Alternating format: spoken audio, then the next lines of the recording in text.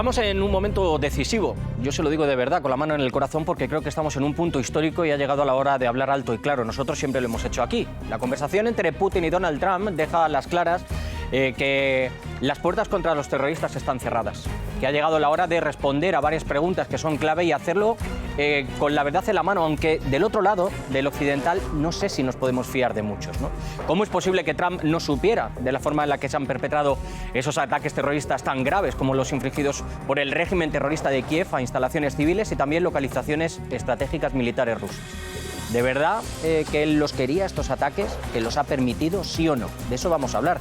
¿De verdad que no estaba informado? Porque yo creo que hay dos opciones. O se hace el sueco, como se suele decir, o lo están utilizando, porque se ha filtrado incluso en una publicación en The Atlantic que eso no le ha sentado nada bien, ¿no? Y otra pregunta más que tenemos. ¿Por qué Trump dice siempre que se quiere ir del conflicto de Ucrania, pero su administración se va a basar en la leyenda de la amenaza a Europa, amenaza rusa, claro, para presionar con sus exigencias de ese 5% del PIB a los países miembros de la OTAN para aumentar su prestación económica? Cuestiones que, como ya saben, soy mal pensado, se me vienen a la cabeza y hoy tengo muchas. ¿Cómo están? Bienvenidos. Creo que las cosas deben estar meridianamente claras en un tiempo crítico en el que ha quedado cristalino que Zelensky no es un interlocutor válido, tampoco lo era antes. Un tiempo en el que ese régimen y líder ilegítimo de Kiev está poniendo entre la espada y la pared a Donald Trump en un brete, pretendía solucionar el conflicto en 24 horas y esos problemas se los está generando Zelensky, que sigue escalando las provocaciones en las que mueren civiles. Y un tiempo en el que quizá habría que preguntarse si es que el presidente de Estados Unidos no tiene dentro de su administración o muy cerca a su enemigo que quiere perpetuar y congelar este conflicto para seguir llenándose las arcas a toda costa. Empezamos.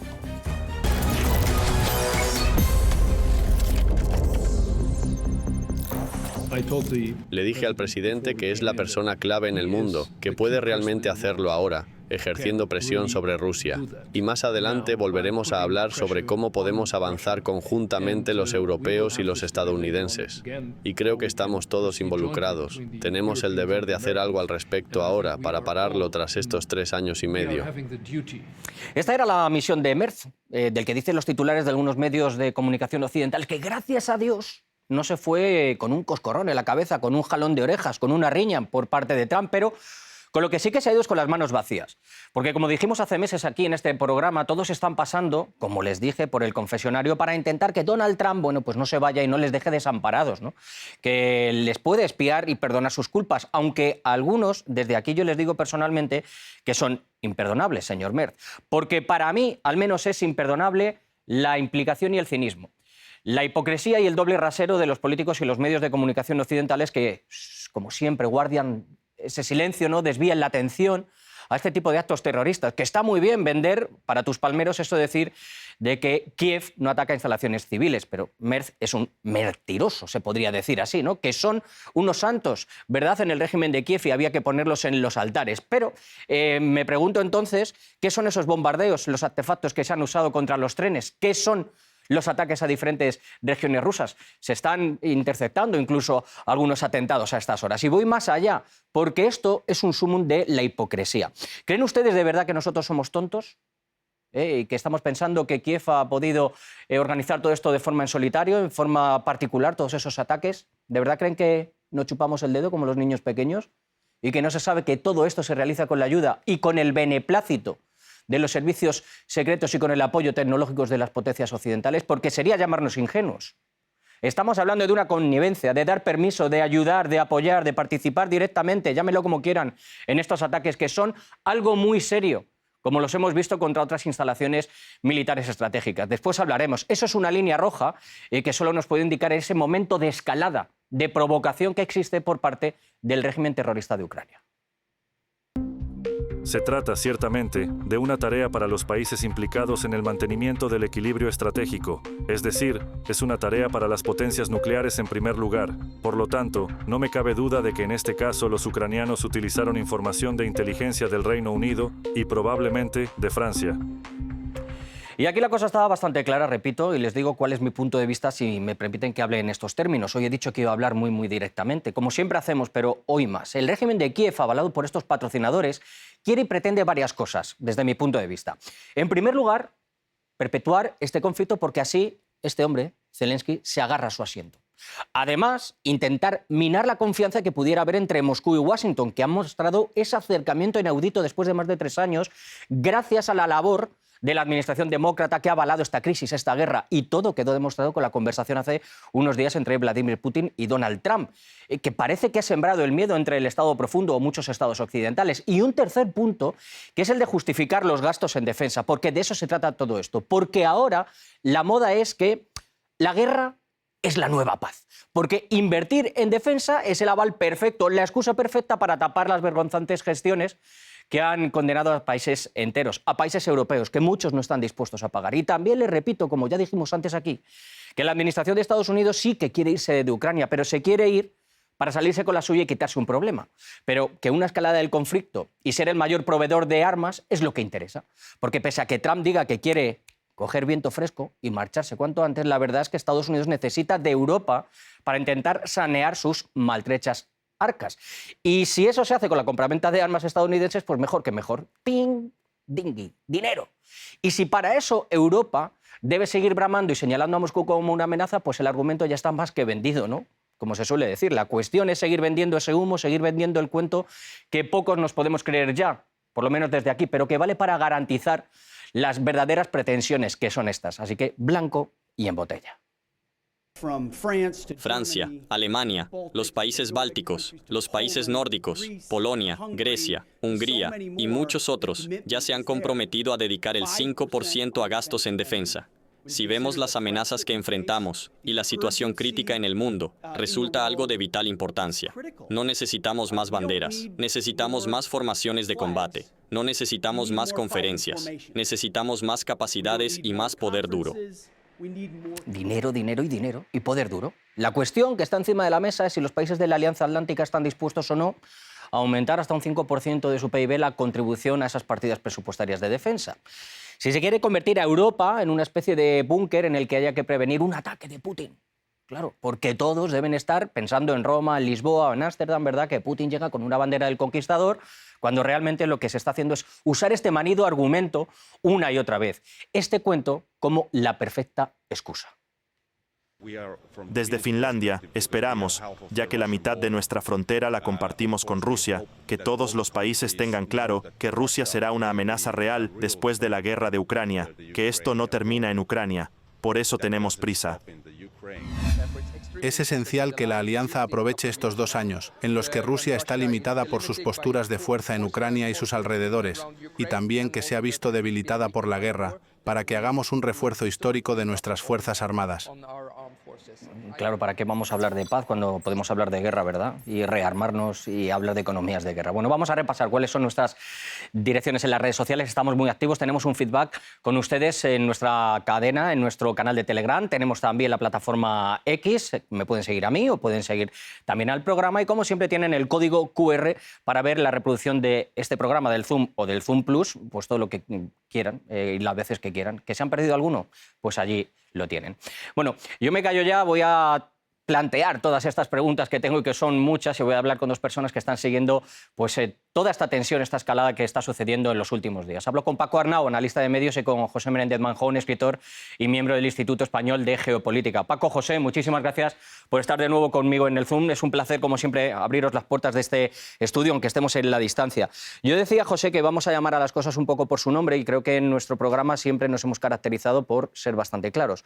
Aquí algunos hablan de provocaciones, hablan de tensión, pero hay que hablar de actos terroristas. Y hay que hablar de una escalada que nos está poniendo por parte del régimen de Kiev en una situación muy, muy peligrosa y que solo se está haciendo porque se quieren dinamitar unas posibles negociaciones de paz.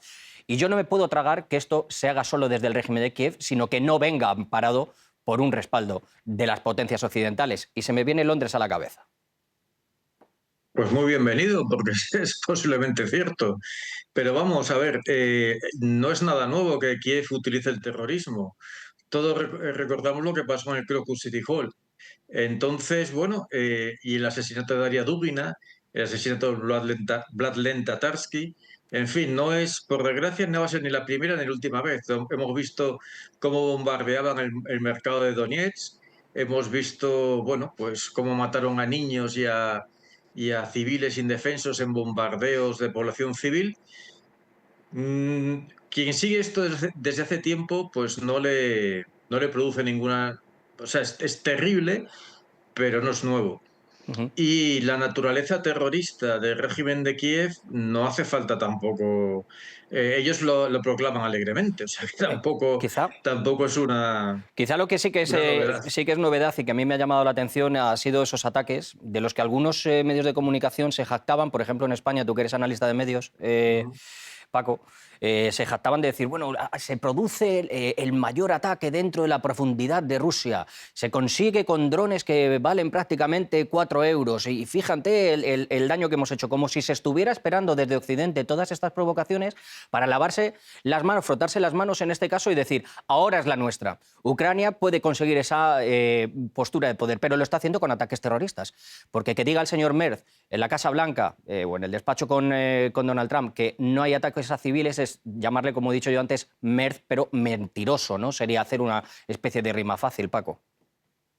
Sí, hemos visto recientemente unos ataques combinados, como dijiste en la introducción, a instalaciones de fuerzas nucleares estratégicas, pero también a objetivos civiles, como es el caso de puentes al paso de un tren, por ejemplo, con resultado de muertos todos civiles, ¿no?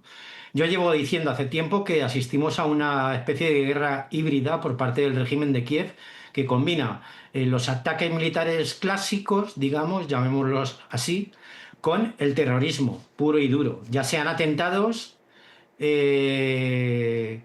o ataques directos contra la población civil como objetivo principal. Y esto llevan haciéndolo desde 2014, cuando iniciaron esta guerra y siguen Ujú. atacando objetivos civiles en el Donbass, por ejemplo, ¿no? Ah, Llama la atención que los dirigentes europeos piensen, bueno, den a entender de que esto es una especie de operación ucraniana, cuando yo considero que es imposible que Ucrania eh, tuviera capacidad de para eso, realizar un ataque de estas eso características. quería hablar. A mí me parece que esto tiene una huella y una estela, por no decir un tufo, a servicios británicos o a servicios occidentales de algunos países. Me sorprendía un poco las declaraciones en las que se decía que Donald Trump no estaba enterado de todo esto y por eso yo ponía algunas de las preguntas, José.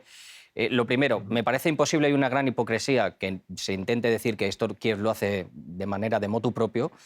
Y lo segundo, ¿está llevando Zelensky a una provocación y a ese punto de no retorno para intentar, sobre todo, dinamitar, y nunca mejor dicho, trayendo esta palabra, las relaciones que pueda haber entre Putin y Trump, y las teníamos en la conversación de hace unos días? Bueno, en primer lugar, está claro que Trump, si no se ha enterado, es que su aliado privilegiado, que es el Reino Unido, le ha traicionado. Además, los británicos han sido muy claros que ellos han ayudado con inteligencia a los ucranianos a realizar estos ataques. O sea, aquí no se ha ocultado nadie. Y por otro lado, recordemos una cuestión muy importante. La paz acaba con el régimen del Maidán. Es decir, en el caso de que se llegue a un acuerdo de paz, el futuro político de Mm. Zelensky y compañía, incluso su supervivencia física, porque evidentemente muchos ucranianos querrán ajustar cuentas, pues es muy difícil. Todo ello unido hace que, aunque tenga que verse obligado a mandar delegaciones a negociar a Estambul o a Ankara, donde le manden, pues él en realidad sabe que no puede alcanzar no debe, si Ujú. quiere sobrevivir, alcanzar Eh, un acuerdo de paz. Recordemos que la delegación rusa era una delegación que iba vestida civil, como suele ser habitual en los países civilizados, y que los ucranianos se presentaban todos de camuflaje y con personajes bastante particulares en esa delegación de Estambul, ujú. que es ya una declaración de Me- intenciones en la imagen. Yo en esto veo una cosa un asunto, no sé, Paco, cómo lo ves tú, porque aquí, como siempre, me llamo yo el mal pensado, pero lo veo como una especie de cuestión de confianza. Si el Reino Unido u otros servicios secretos no habían comunicado a Donald Trump, que es difícil que no lo sepa, pero si no habían provocado esto, es una traición. Si Zelensky ha intentado actuar en varias ocasiones intentando provocaciones, y lo hemos intentado ver, hemos visto incluso cómo los servicios secretos ayudaban en el Mar Negro, etcétera, etcétera, ¿no? Con lanchas, con ataques, etcétera, etcétera, a mí se me genera un escenario. Con una Europa rearmada, ¿no sería posible que se pudiera intentar una especie de guerra sucia? Es decir, se pudieran cometer atentados, no nos podemos fiar, y que nos vinieran con esta cantinela de que es culpa de Rusia y que todo lo justifica para que no haya levantamientos, por ejemplo, en las poblaciones de Europa, porque aquí ya no te puedes fiar de nadie. Sí, aquí en Europa, de hecho, están justificando unas políticas de recortes sociales que van en detrimento de los servicios públicos y de las infraestructuras civiles en función del peligro o la amenaza de Rusia y, por tanto, la necesidad del rearme. Sobre lo otro que decías, yo no descartaría que Trump no se hubiera enterado del ataque. Lo que sí descartaría es que el Pentágono no supiera nada. Y claro, habría que analizar aquí cuál es el fondo del asunto, ¿no? El Deep State o el Estado profundo en Estados Unidos tiene más poder que la Casa Blanca.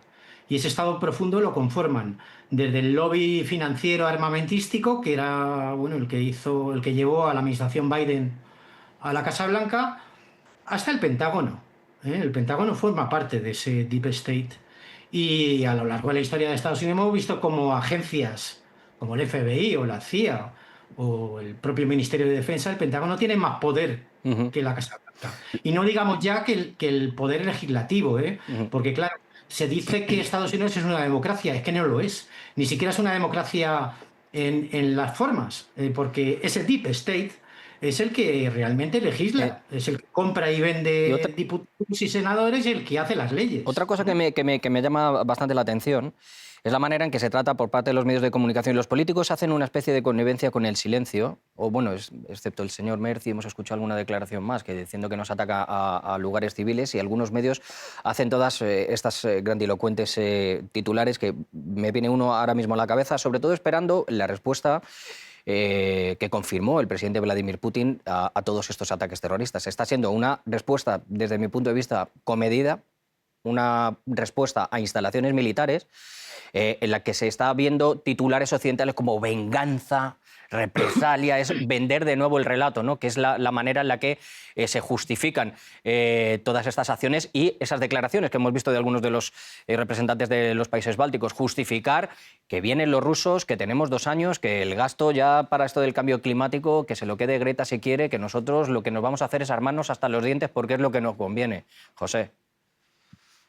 Bueno, es que el espantajo de una Rusia agresiva del oso ruso, pues da muchos dividendos si consigues lavar el cerebro de la población occidental, lo cual, como se ha demostrado en los últimos años, es bastante fácil.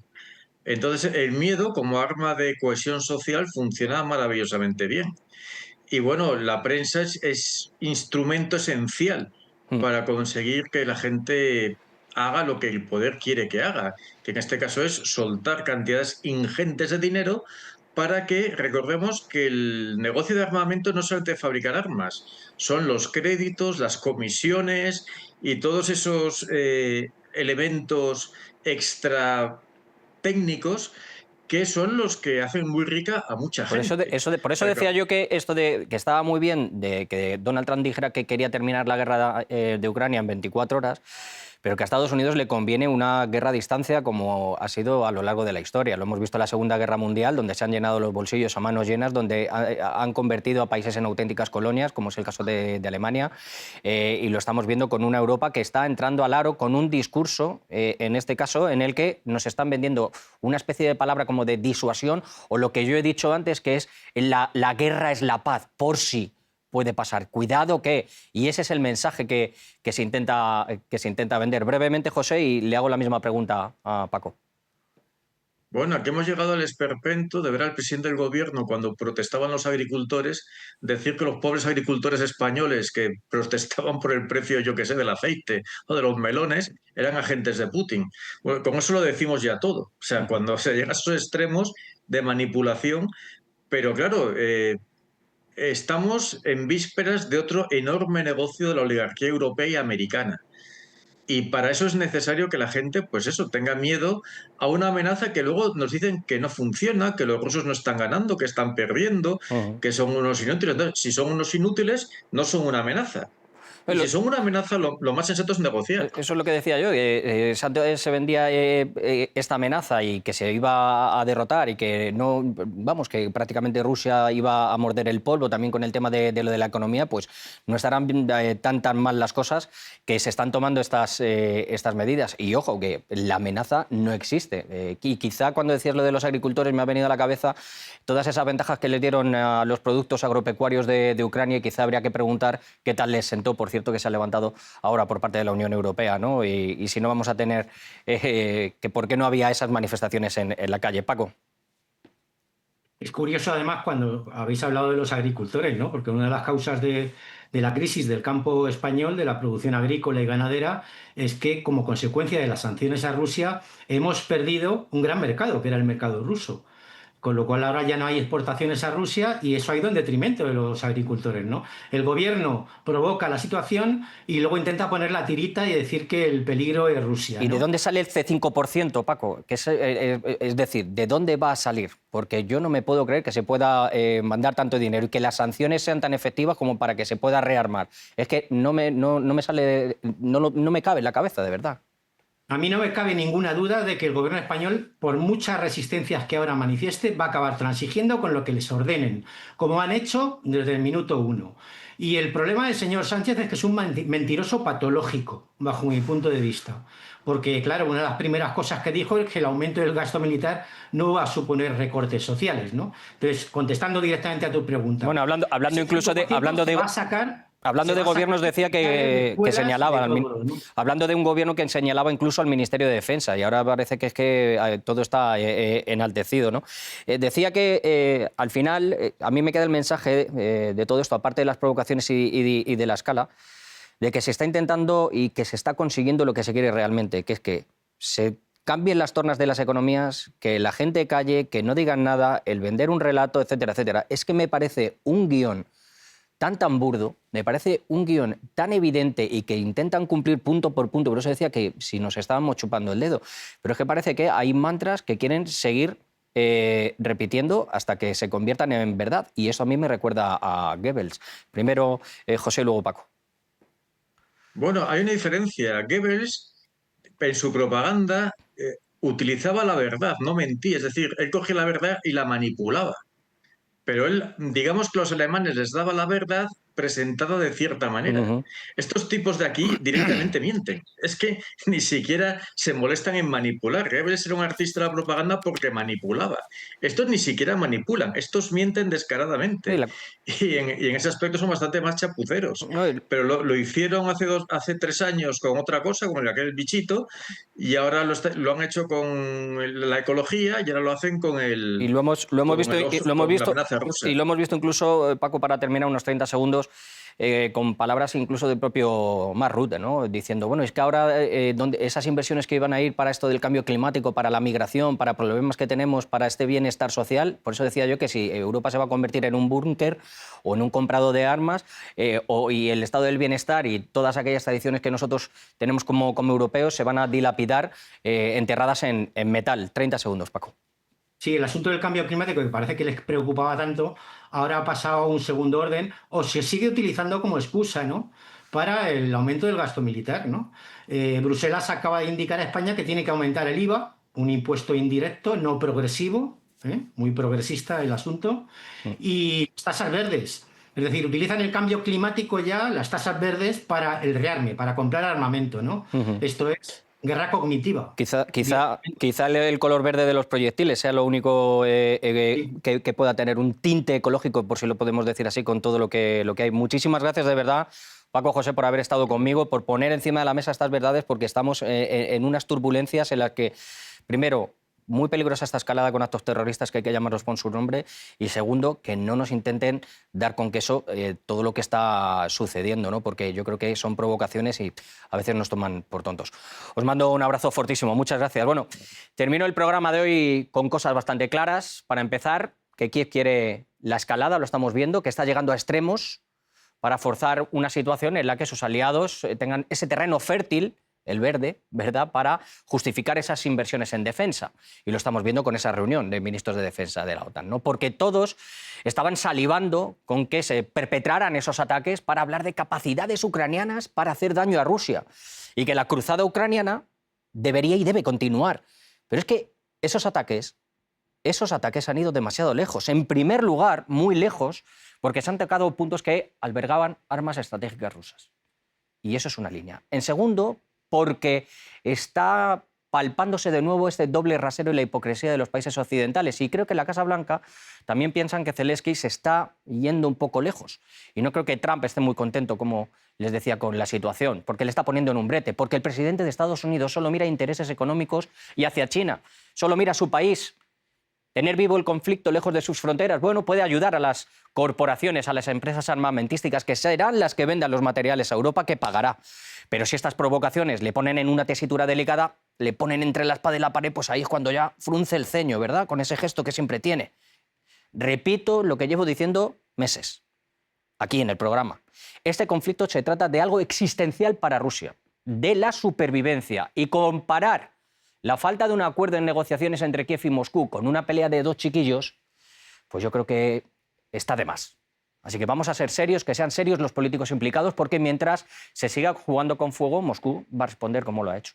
Y les digo que finalmente llegará, o al menos debería llegar, un día en el que se depuren las responsabilidades de aquellos que han generado esta guerra solo por intereses, mintiendo y mucho a los ucranianos y diciendo que les importa Ucrania, porque desgraciadamente ese es el cuento que se va a seguir repitiendo y es una gran mentira. Nosotros nos marchamos, ya saben dónde estoy, escríbanme. Chao.